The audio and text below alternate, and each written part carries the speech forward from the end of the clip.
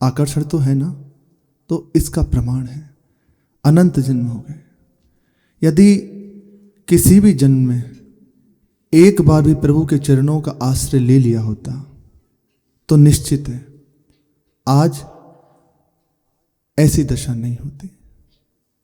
जो प्रभु से विमुख हैं, जिनको अभी भी प्रभु के चरणों का आश्रय नहीं मिला, तो महापुरुषों के वचन है कि आप विचार करो क्या आपको मिला।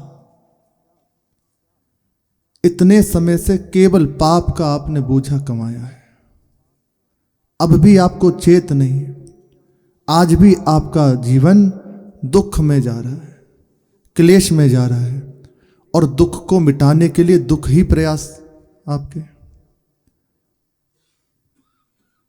दिशा गलत है, इस दुख से निकलना है तो आओ महापुरुषों के शरण में आ जाओ, एकमात्र प्रभु के चरणों का आश्रय ले लो।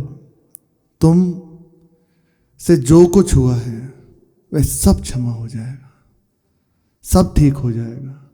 जिस सुख के लिए तुमने अनंत जन्म बिता दिए पर कभी कुछ प्राप्त नहीं हुआ, केवल दुख, केवल पाप, केवल अपराध में जीवन, और आज भी तुम्हारा हृदय मलिनता से युक्त है, तो आ जाओ।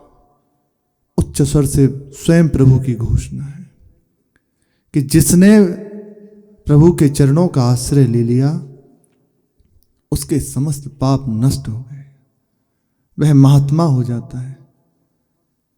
बहुत दिव्य बात है, समझ में कृपा से आ जाए, बस ये खास बात है। तो सुन तो रहे हैं, बस समझ में आ जाए। एक आश्रय ये भी है और एक आश्रय हृदय से, वे बड़ी बात है। अंदर का आश्रय, बाहर से आश्रय हो जाता है पर अब हम अपने आप को दे नहीं पाते, अंदर से प्रभु को स्वीकार नहीं कर पाते, इसलिए बहुत विलंब हो जाता है। लेकिन यहां प्रभु के आश्रय की बहुत अद्भुत महिमा है। ये तो है ही कि अंदर से आश्रय नहीं लिया, पर जिस भाव से भी, जैसे भी एक बार शरण में आ गया, बस अब दुर्गति शब्द उसके जीवन से हट गया, दुख शब्द उसके जीवन से हट गया, अमंगल, अनिष्ट, ये सब उसके जीवन से हट गया। स्वयं भगवान के वचन है, अपीचे सुदुराचारो, अपि चेत सुदुराचारो। यहां इतनी व्याख्या करने की जरूरत नहीं थी, इसलिए पहले ही प्रभु कह रहे हैं, अपीचे सुदुराचारो भजते माम अनन्य भाव, साधुरेव समन्तव्य सम्यक व्यवसितो हिसा। भगवान के वचन है, विश्वास हो जाए सच्चे हृदय आनंद से भर जाएगा, अभी नहीं तो निश्चित मानना, बाहर से कितनी भी प्रसन्नता दिखाई जाए, कितना भी आप ऐसा कि मैं बहुत सुखी हूं ऐसा दिखाया जाए, पर हृदय भय से युक्त है, हर समय हृदय जलता रहता है। हम प्रकट शरणागति की भी कह रहे हैं, हर समय हृदय एक विचित्र भय से, धन है, बहुत मान है, लेकिन एक हृदय जलन है, एक भय है। क्यों? क्योंकि जहां से ये भय दूर होता है वे अभी मिला नहीं। अच्छा, भय क्यों? पाप का स्वरूप है भय होना। आपसे गलती हुई है, आप भयभीत हो जाएंगे निश्चित। ये तो देखो महात्मा जन, संत जन हर समय परमानंद में रहते हैं, भय है ही नहीं। क्यों? निष्पाप जीवन, निरपराध जीवन, प्रभु की प्रसन्नता के लिए जीते हैं। कहीं कहीं कोई भय नहीं, कहीं कोई पाप नहीं। और पाप का लक्षण है, जो भय से युक्त है ना, ये लक्षण है आप पाप बन रहा है। पाप का इतना बड़ा बवंडर जमा है जिसको भोग नहीं पाओगे। इसका उपाय है हरि की शरणागति स्वीकार कर लो। प्रभु कह रहे हैं बड़े से बड़ा दुराचारी हो।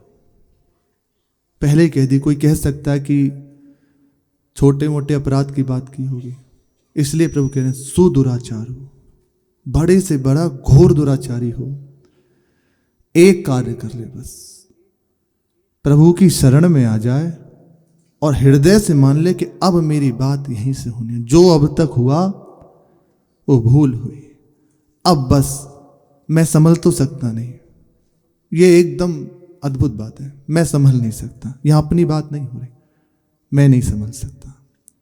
इनके चरणों को पकड़ लिया। हे प्रभु, जैसा भी हूं आपको, यहां से शुरुआत होती है, जैसा भी हूं आपका हूं। अब तक जानबूझ के अनजान में जो कुछ बना सब आपके सामने है। अब मेरी न ठोड़ है न कोई ठिकाना है।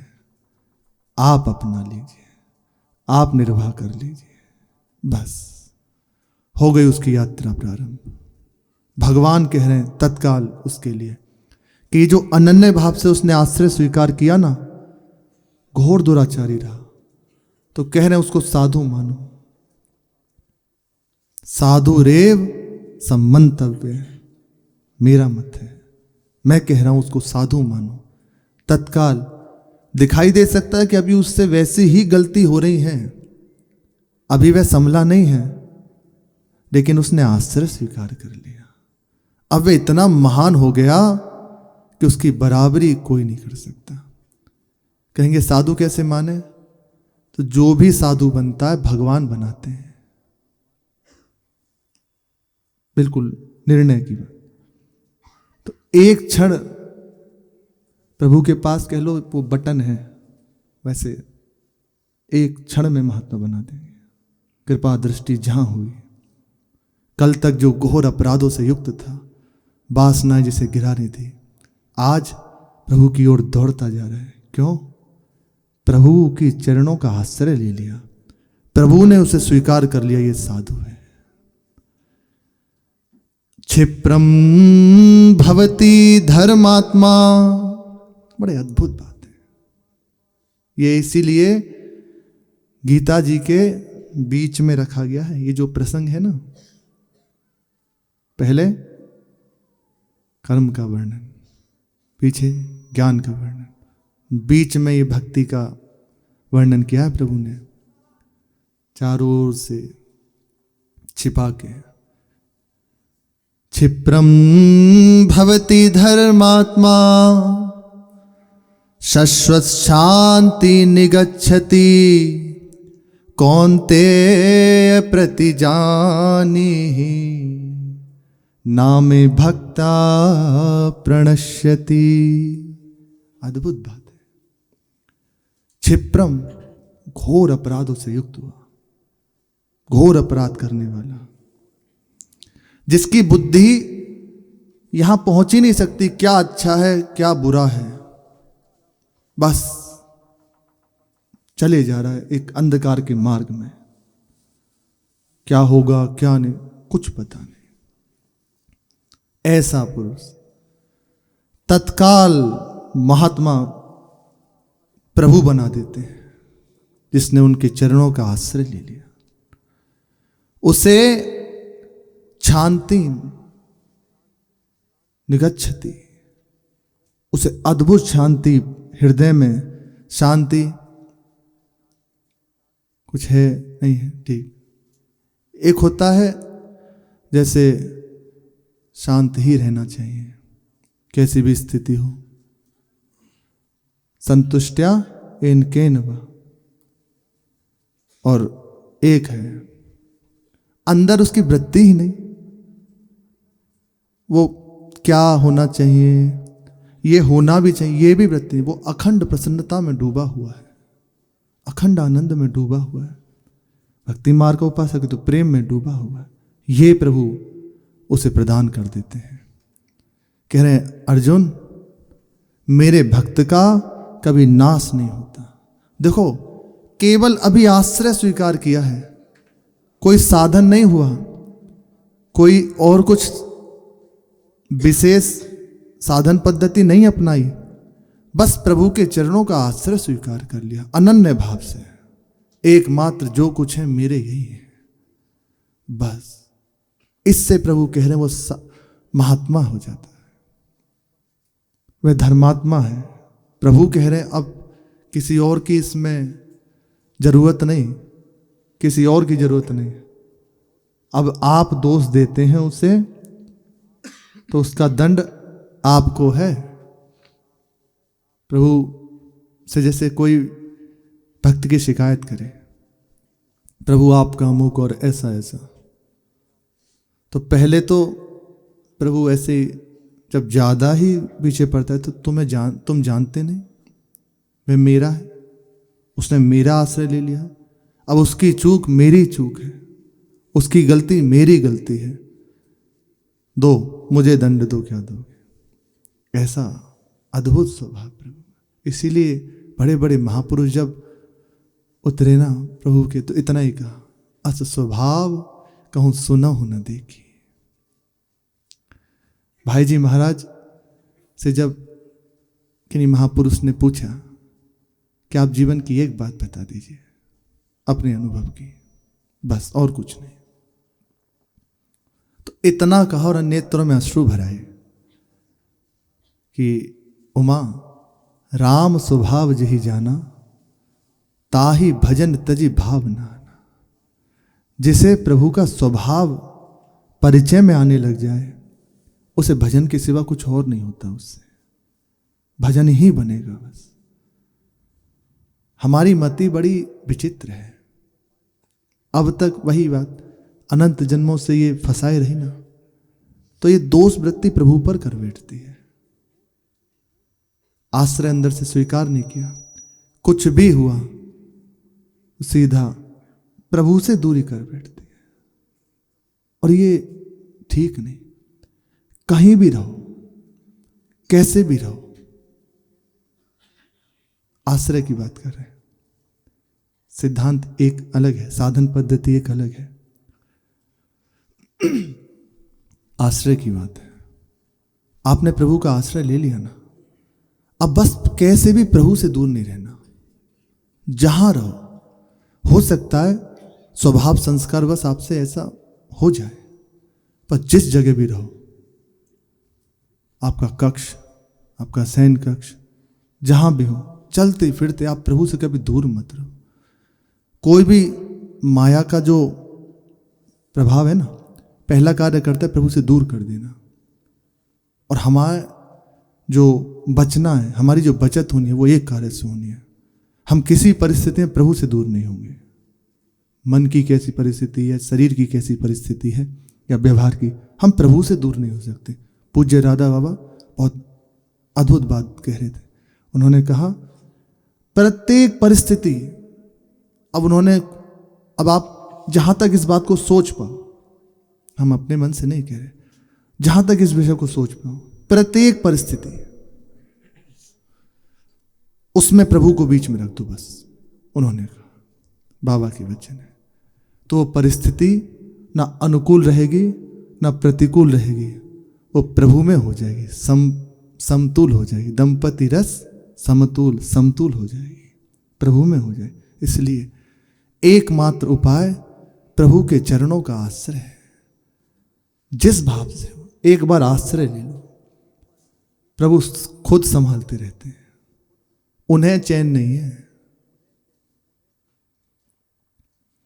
हमारे साथ श्री रघुनाथ, हमें किस बात की चिंता।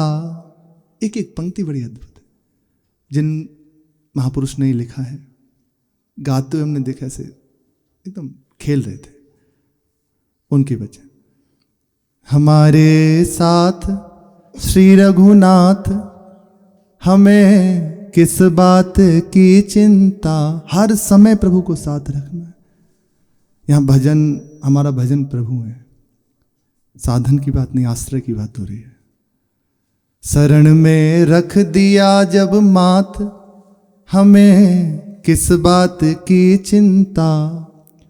किया करते हो तुम बिन बात क्यों, किया करते हो तुम दिन रात क्यों, बिन बात की चिंता, तेरे स्वामी को है तेरी हर एक बात की चिंता। अद्भुत बात है। हम अभी अपने आप को पकड़े हुए हैं, इसलिए परेशान हैं। अरे प्रभु को देख लो, लहर लहर हरि आप संभाले। भगवान समझा दें तब बात है। हर समय प्रभु चिंतित रहते हैं, कैसे इसको कैसे सुख पहुंचाऊं। बस भजते माम अनन्य भाव, इतना होना चाहिए, आपके सिवा मेरा कोई नहीं। हे हरि जैसा हूं आपका हूं, ये बस प्रभु को चाहिए। फिर आप निश्चिंत रहो, सोवत पांव पसार, इसी पंक्ति के लिए प्रभु आप। ये भक्तों की कृपा से ही संभव है। जितना भी सुना जाए किया जाए, पर केवल भक्तों की कृपा, बिना भक्तों की कृपा के ये संभव नहीं। कैसे प्रभु का आश्रय लें, कैसे परिस्थिति में निकलें। इसलिए महापुरुषों ने कहा कि भगवान से भी बढ़कर भगवान के प्रेमी जनों की बात है, उनका संग है। अब प्रभु ने कह दिया ऐसे से चलो और ऐसे अनन्य भाव से मेरा आश्रय ले लो, बस। अब लोगे कैसे, ये कौन बताएगा। आओ भक्तों की शरण आ जाओ। आपको जानना नहीं है, दिमाग नहीं लगाना, केवल उनका संग कीजिए, उनकी चर्चा सुनिए, व्यक्त जो हैं और अव्यक्त महापुरुषों की चर्चा आप देखो, आपका हृदय वही हो जाएगा। ये महापुरुषों की कृपा। प्रसंग चल रहा है श्री मीरा जी का, जीव गोस्वामी जी का दर्शन। अब वार्ता हुई, आपस में बहुत प्रेम आग्रह, प्रेम पूर्ण आग्रह। उन्होंने कहा कि आप विराजिए, कि पहले आप चलिए। अब जब प्रेमी जन मिलते हैं तो उनकी महिमा को क्या कहें। अद्भुत बात होती है प्रेमी जनों की। पूज्य पाद श्री गया प्रसाद जी महाराज ऐसे विराजमान थे, चलते फिरते गिरिराज जी। उनके दर्शन के लिए बड़े बड़े, बहुत बड़े बड़े संतों की भीड़ लगती। बाबा अत्यंत अकिंचन। एक बार श्री बालकृष्ण दास जी महाराज दर्शन के लिए गए। सामने बाबा बैठे हैं और आप सामने बैठे हैं। पूरा परिकर बैठा है, बाबा का भी और महाराज जी का भी। बस कोई चर्चा नहीं, एक दूसरे को बस देखते रहे। थोड़ी देर में दृष्टि नीचे कर लेते, फिर देख लेते, और घंटों ऐसे बीता और उठ के आ गए। अद्भुत बात प्रेमी जनों की। श्री जीव गोस्वामी जी से ये आपस में चल ही रहा था, आप तो इतने ही देर में बड़े बड़े संत वृंदावन के वहां आ गए। क्योंकि संतों का जीवन है, संतों का समागम हो, संतों का संग हो, प्रभु की चर्चा होगी। जहां प्रेमी जन मिले तो वहां आराध्य देव की चर्चा ही होगी। अन्य चर्चा हो रही है तो अभी कुछ और वो पंक्ति में नहीं है। जहां प्रभु की बात है बस बैठे। श्री रामकृष्ण पंडित बाबा एक परिकर बनाया। गिरिराज जी में जब राघव पंडित जी गुफा में भजन करते थे तो एक बहुत आंतरिक साधन में लगा हुआ एक विशाल बाबा का परिकर था। निश्चित स्थान पे मिलेंगे ये वहां तय हुआ था कि जैसे आज हुई संगोष्ठी तो कल इसी स्थान पर नहीं होगी। वो स्थान निश्चित होगा जो कि बाबा या जो और वहां की व्यवस्था देखने वाले हैं वे छोड़ के अमुक जगह। और उसमें विशेष बात ये थी कि कोई बाहरी जन, संसारी जन उसमें प्रवेश न कर पाए। रस गोष्ठी होती, घंटों बैठे बीत जाती। 12 घंटे तो जप का नियम था। संध्या के समय मधुकरी जाते, बैठकर मधुकरी पाई, प्रभु की चर्चा हुई, अब घंटों चर्चा में ही बीत गए। किसी को ये सुधी नहीं कि अब हमें कोई दिनचर्या नहीं। थोड़े सोए, फिर सुबह उठे, फिर साधन में लग गए। 2 बजे, 2:30 बजे, 3 बजे उठ के जप में बैठ जाते। ये इतने देर में अनेकों संत महापुरुष वहां विराजमान हो गए थे। तो एक वृद्ध संत ने कहा कि कुटिया में मत जाइए, यहीं चबूतरे पर बैठ जाओ। तो मीरा जी, उनका परिकर और श्री जीव गोस्वामी जी और सब संत मंडली वहीं बैठे। मीरा जी हाथ जोड़ के कहा, कुछ कृपा करें। तो संतों ने कहा, आप ही कृपा करें, कुछ सुनाएं। संतों को अपने आराध्य देव की चर्चा बड़ी प्रिय है।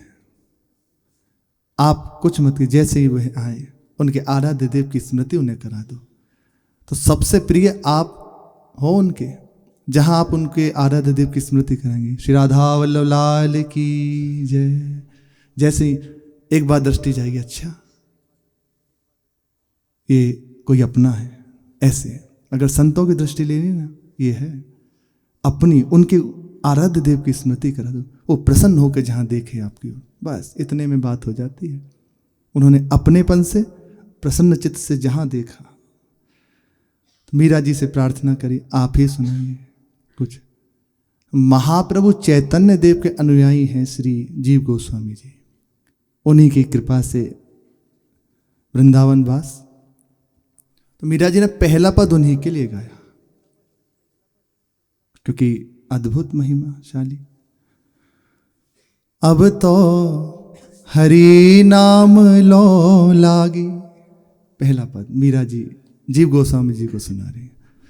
सब जग को यह माखन चोरा, सब जग को यह माखन चोरा, नाम धर्यो बैरागी, अब तो हरि नाम लो लागी। प्रभु की नाम की लो। कैस कौन है? माखन चोर, श्याम सुंदर, ब्रज की उपासना है ना। सब ब्रज रसिक बैठे हुए हैं, कह रहे हैं यही वृंदावन बिहारी आज वैराग्य धारण करके चैतन्य, कृष्ण चैतन्य के नाम से विख्यात हो रहे हैं। देश देश में भक्ति का प्रचार कर रहे हैं। कित छोड़ी वह मोहन मुरली, कित छोड़ी वह गोपी, मुड़ मुड़ाई डोरी कटी बांधी, माथे मोहन टोपी। कहाँ कहाँ कहाँ छोड़ी ब्रजवासी जन, ब्रज की गाय, ब्रज गोपी जन। आज कैसा वेश धारण किया है, मूड़ मुड़ाए हुए हैं, सन्यास लिए हुए हैं। अद्भुत, बस भक्ति के रंग में रंगे हुए सबको रंग रहे हैं। मात जसोमती माखन कारण, मात जसोमती माखन कारण, बांधे जाके पांव। दामोदर लीला। श्याम किशोर भये नव गोरा, चैतन्य जाको नाम। मीरा जी कह रही, अब सोचो कितना आनंद हो रहा होगा। आराध्य देव की चर्चा हो रही है और प्रेमी जन उनकी क्या कहे। श्याम किशोर, श्याम सुंदर, अब गोरा रूप धारण करके श्री प्रियाजू के भाव से भावित होकर आए ना। गोरा रूप धारण करके चैतन्य नाम से विख्यात हो रहे हैं। पीतांबर को भाव दिखावे, कटी को पीन कसे, गौर कृष्ण की दासी मीरा, रसना कृष्ण बसे, अब तो हरि नाम लो लागी। कह रही है ये गौर कृष्ण की दासी है, बस रसना पर कृष्ण नाम ही बसता है। ऐसी अवस्था महाप्रभु की, चैतन्य महाप्रभु की, कि विद्यार्थी जन उनसे पूछते हैं अमुक प्रश्न है, इसका उत्तर क्या है या इसका समाधान क्या है? कृष्ण। बस ऐसी अवस्था हो गई कि प्रत्येक बात का उत्तर बस कृष्ण,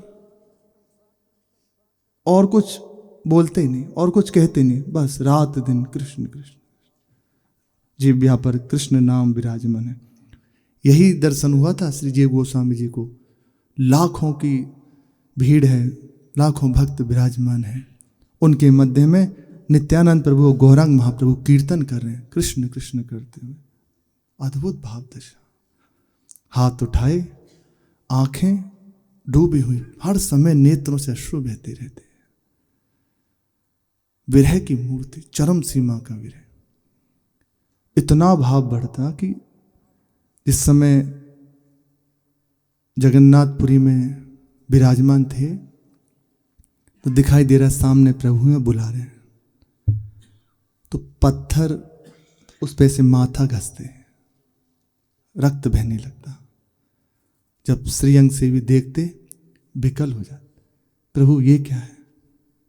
बोले रास्ता बना रहा हूं, श्री कृष्ण खड़े हैं, बुला रहे हैं। अद्भुत प्रेम की दशा, प्रेम बिगले स्वरूप, रोम रोम से प्रेम झर रहा। इसीलिए श्री ध्रुवदास जी महाराज कह रहे हैं कि पावत ही तिनको दरस उपजे भजनानंद। दर्शन करने से भजन में वृत्ति हो जाए, समस्त पाप नष्ट हो जाए। ऐसे महापुरुष। श्री मीरा जी से प्रार्थना करी, एक बार और कुछ गाइए। अब अपनी बात कहें, अब अपने को कहा, क्योंकि अब वृंदावन आ गई ना, वृंदावन कह रही है आली मन लागे वृंदावन नी को। हे सखी, सब सखियां ही बैठी हैं। ये वृंदावन हमें बड़ा प्रिय लगता है, बड़ा अद्भुत लगता है।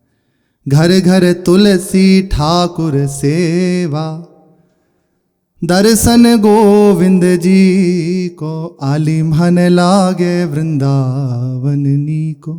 ये अद्भुत वृंदावन की महिमा है। निर्मल नीर बहे जमुना में, भोजन दूध दही को। रतन सिंहासन आप बिराजा, मुकुट धरे तुलसी को। आली मन लागे वृंदावन नी को। निर्मल नीर यमुना जी का बह रहा। उस समय ऐसा नहीं था जैसे इस समय जो प्रकट रूप में देख रहे हैं। बड़े बड़े जहाज चलते थे, बड़े बड़े जहाज। ऐसी कगार थी, कच्ची थी सब। बहुत एक छोटा प्रसंग है, छोटे में ही सुना देते हैं, प्रसंग तो बड़ा है। श्री मधु गोसाई जी महाराज जब वृंदावन आए तो हृदय में लालसा लगी, बस भर नेत्र प्रभु को देखना है। यहाँ प्रकट में जो ठाकुर विराजमान है उनका दर्शन करते। कहा नहीं, ये नहीं, वे चाहिए, बोलने वाले हमसे बात करें वे चाहिए। पर अब इसके परिचय कौन दे? ये तो एकांत में मिलते हैं। तो विचार कर लिया कि अब इनके बिना जीना क्या। और जाकर यमुना जी कैसे पार पर बैठ गए। और उस समय क्या होता था कि बड़ी बड़ी यमुना जी की लहरें, बहुत विशाल यमुना जी का स्वरूप था। तो जब वहाँ से टूट के गिरती पार, सब मिट्टी की थी ना, ऐसे एक निशान बनता।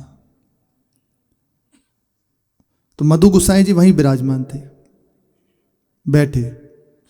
पानी लगा जो यमुना जी का जल, वो एक निशान पड़ा, एक ही छड़ता। वो नहीं होश नहीं, बस नेत्रों से अश्रु बहाते हुए बस पुकार रहे हैं प्रभु।